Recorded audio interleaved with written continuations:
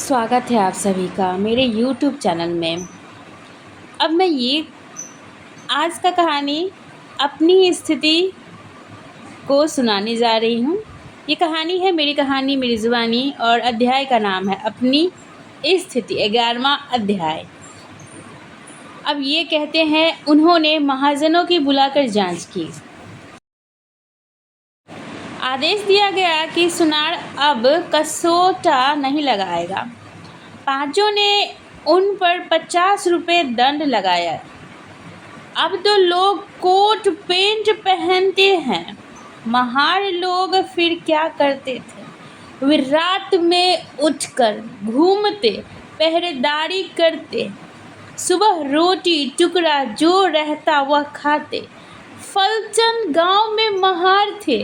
उन्हें 24 बीघा जमीन थी। वहाँ एक मंदिर था। वहाँ पर अन्न छत्र होता था। अपने एक मंत्री थे। इस अन्न छत्रालय को एक गाड़ी रोटी, लड्डू और जलेबी मिलती थी।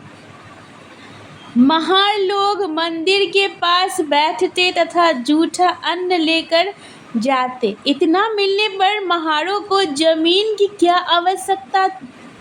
कुछ दिन भोजन देना बंद होने के बाद महार कहते, हमारी इतनी जमीन मराठों ने ले ली।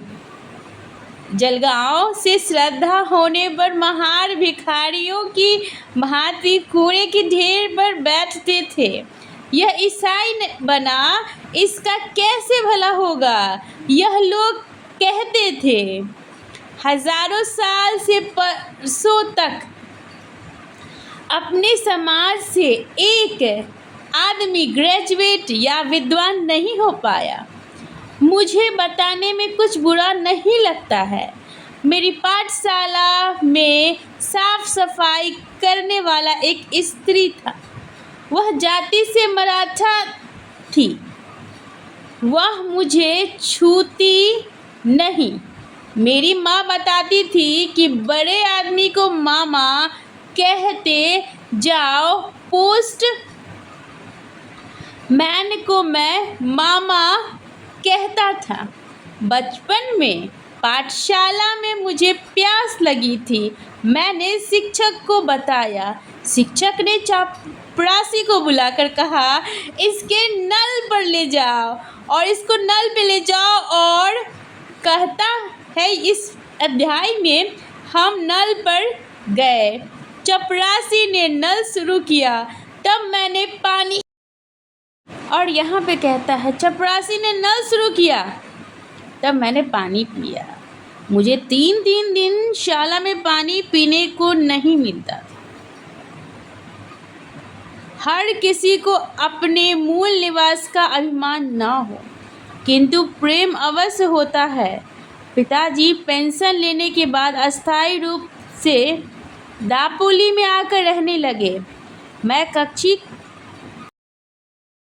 पहली कक्षा दापोली में पढ़ा, परंतु किसी कारणवश 4 से 5 वर्ष की आयु में पहाड़ की तराई छोड़कर घाट पहाड़ के माथे पर मेरा आज तक जीवन बीता है। मैं 24 वर्षों के बाद घाट के नीचे उतरा।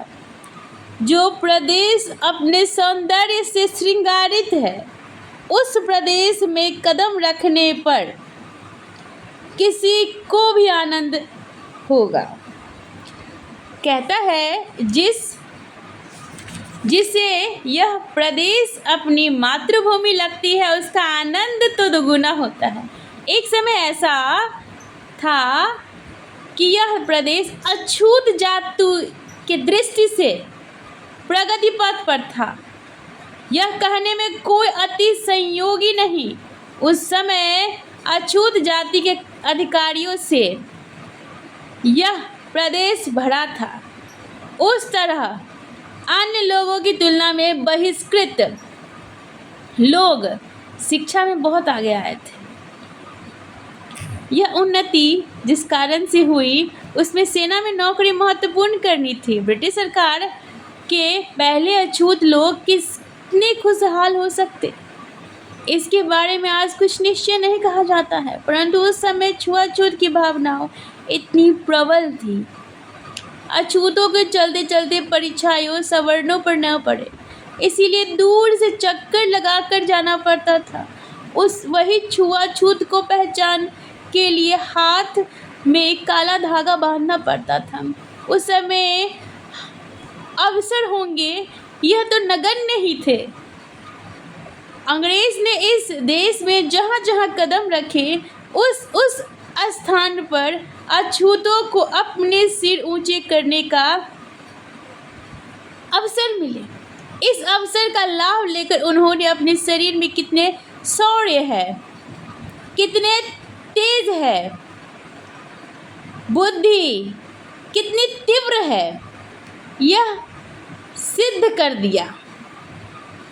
उस समय केवल प्रगतिशील ब्राह्मण तथा तत्सम वर्ग को छोड़कर अन्य जाति हमें आज अछूत कहकर धिक्कारती थी, किंतु हम तो बहुत प्रगतिशील थे। दापोली क्षेत्र में हम अधिकारी व सत्ता का उपभोग ला रहे थे। सेना में नौकरी के कारण हमें जीवन स्तर को सुधारने का अवसर मिला। फलतः धैर्य, बुद्धि, चतुराई आदि बात से हम दूसरे से रत्ती भर भी कम नहीं थे। हमने अपने कर्तव्य से यह करके सिद्ध किया। हमारे गुणों के कारण हमारी सेना में अधिकारी पदों पर नियुक्तियां हुई। इस दौर में सेना की छावनी पाठशाला में अछूत मुख्याध्यापक नियुक्त किए जाते थे। सेना की छावनी में प्राथमिक अधिकारी और शिक्षा होना अनिवार्य था, किंतु अंग्रेज शिक्षा ने सेना के दरवाजे महार जाति के लिए बंद करके हमारे साथ विश्वासघात किया। मैंने भी महार माता के पेट से जन्म लिया था। दरिद्रता की दृष्टि से विचार करने पर आज के गरीब विद्यार्थियों से अच्छी सुख सुविधा मुझे ऐसी थी, ऐसा नहीं। तो ये कहता है आज का ये अध्याय, और मैं आपसे एक विनम्र निवेदन चाहती हूँ। जिस तरीके से 5 सितंबर को आप टीचर्स डे मनाते हो, तो मेरी आपसे एक छोटी सी विनती।